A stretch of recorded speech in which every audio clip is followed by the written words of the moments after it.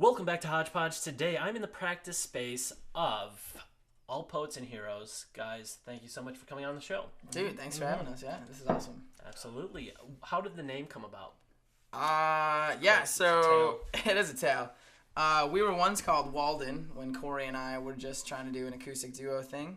And as we expanded, we noticed that there were other things called Walden, obviously, a book very particularly. And that's what our inspiration came from, Henry David Thoreau's Walden.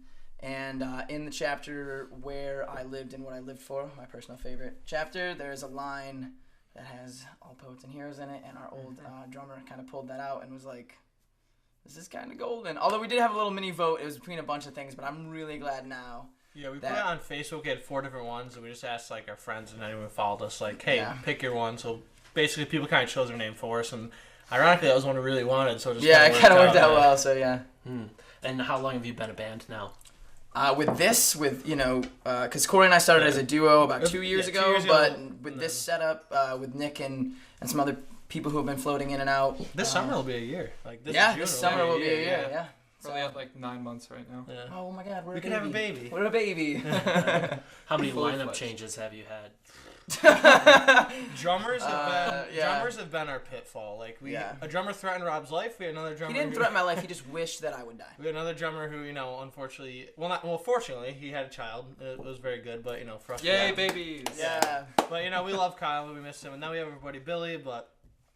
He's helped us out until he's gonna have to depart. Unfortunately, he's a very talented drummer. Yeah. Extremely talented. Jess Novak. Primarily Jess Novak band, yeah. But also does a ton of stuff on the side. So he is a busy man. Yeah. And it's hard to get him to, And we had 2 bass stay players in one place at once. before Nick. We had 2 keyboard players. How would you describe your genre? Oh gosh. That's I've always kind of hated this question, just because. We have so many influences. I think it's better to answer with who influences us as writers, because when you say a genre, it's so broad now. And what does the word indie what does it mean anymore? I don't even know. So I think it's better to just kind of talk about the influences that we really have, which I know for me personally, and I'll let everybody kind of just do who influences them as a writer. I mean, I have Ben Howard, Ben Gibbard of Death Cab for Cutie. Van Morrison is a big one for me. So just people like that, I've always just kind of been drawn to their lyrics and their message normally. So that's kind of what I've focused on. Yeah. But I know everybody else has their own. So for me, songwriting wise, Radiohead, but I know Radiohead's a bit who isn't fucking influenced by Radiohead? Isaac Brock, personally, just Isaac Brock. I've always loved his lyrics. I've always loved his song structure, his chord changes, his voice on the guitar. Particularly Johnny Marr from The Smiths. He also played with Modest Mouse. I love the way he just utilized the guitar. And Ed O'Brien from Radiohead. He's kind of like the unsung hero of Radiohead. So I loved him. Oasis. They're my my dirty little secret is Oasis. I love Oasis. It's not Radiohead. Yeah. It's just too much to really count. But for main influences, I'd say Modest Mouse and Radiohead for me. Yeah. I'm not really an actual bassist. I've had to kind of figure out how to actually do bass instead of just, you play guitar and just play the root notes. So probably one of my biggest influences on that has just been Mute Math. Oh, Mute Math. Yeah.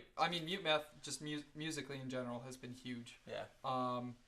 Also, this random group called Gunger. They are... Yeah, you show me them. I love them. They do amazing. A lot of minimalist stuff. They've done everything from orchestral stuff to harder tech rock type stuff and everything in between. And they've done a lot of their main genre would be minimalism, I guess. And that's had a lot of influence on me. Less is more, stuff like that.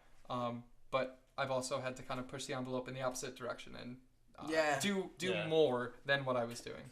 So, my 2 biggest influences are those, Mute Math and Gunger. There's an artist that I've listened to and I've showed Rob them too, and I actually got to see him in Philadelphia recently. Oh, yeah. That we kind of do have a similar sound to them. So if I was to compare, there's a lot of artists, but for me, I would say there's an artist called Patrick Watson. They're this band. They're from Montreal. They're really good.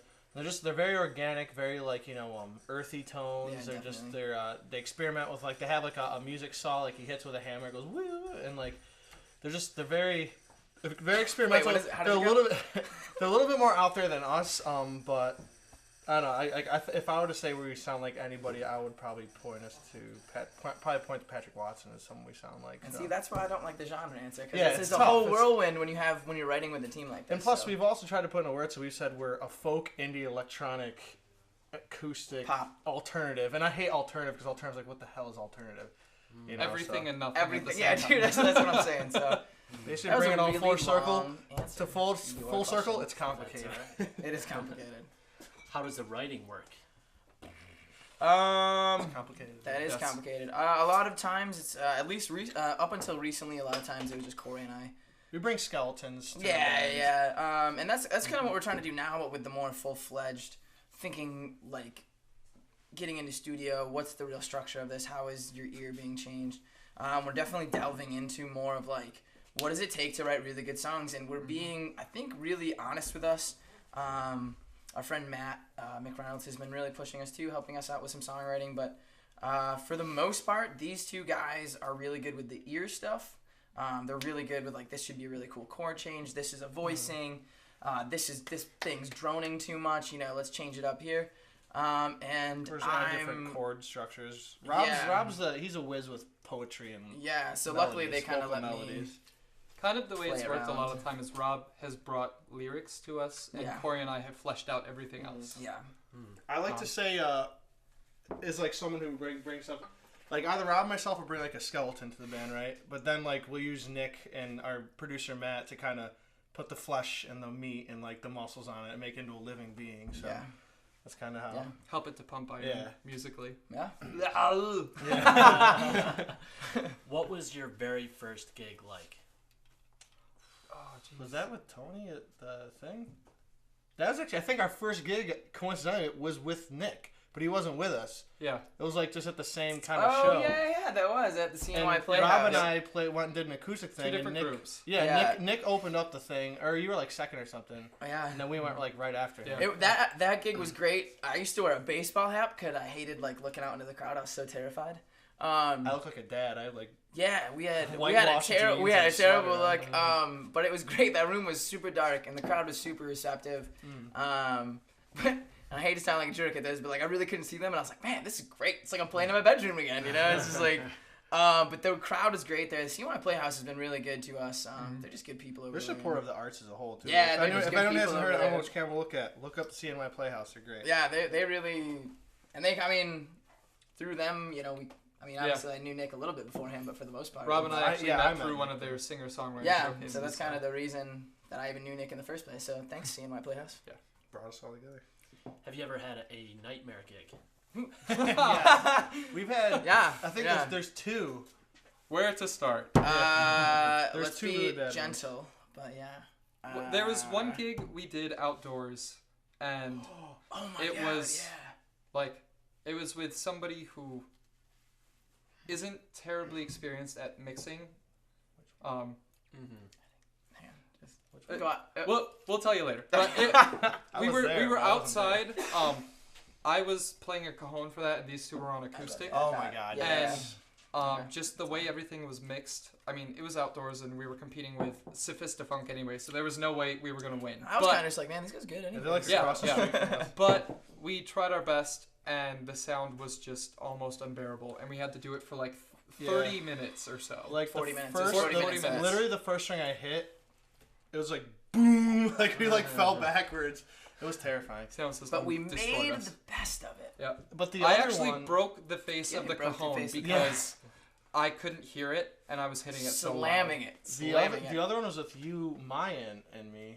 We went to Rochester. Oh yeah, you were actually And- at that one too. Yeah, Oh, you were there, but Nick, we did an acoustic thing. We used to have a growing band, Maya, and we had a show in Rochester, and this guy who played before us, he had to use a piano, and he's like, can I Transpose it. transpose it like up? And I was like, I don't know how to do it. So it was just like a button. I clicked it, and it was set. And I was like, cool. So I'll do it back down. But I hit it, and it put it like a quarter tone off.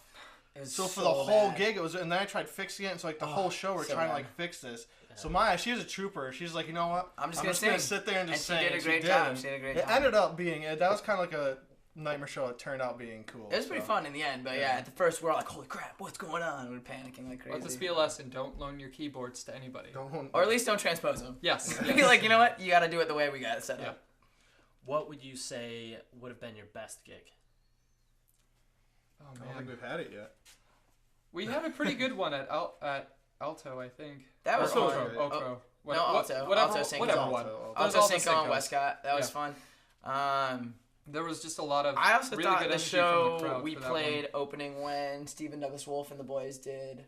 Oh, the Pinkerton. Weezer, Pinkerton. That was probably They did a tribute to Pinkerton, and I thought that night in general, like, I thought we Yeah. played well, the bands before and after us played well, The crowd and the was just Pinkerton, fucking oh awesome. my gosh, yeah, and the Pinkerton guys, it was just like one of the most fun nights I think I've ever had, just being in the Syracuse music scene. So Yeah, it was a lot at of Funk fun. and Waffles downtown. The place was like wall It was to pretty wall packed people. out, yeah. And It was just a blast. Yeah. Yeah, it was great.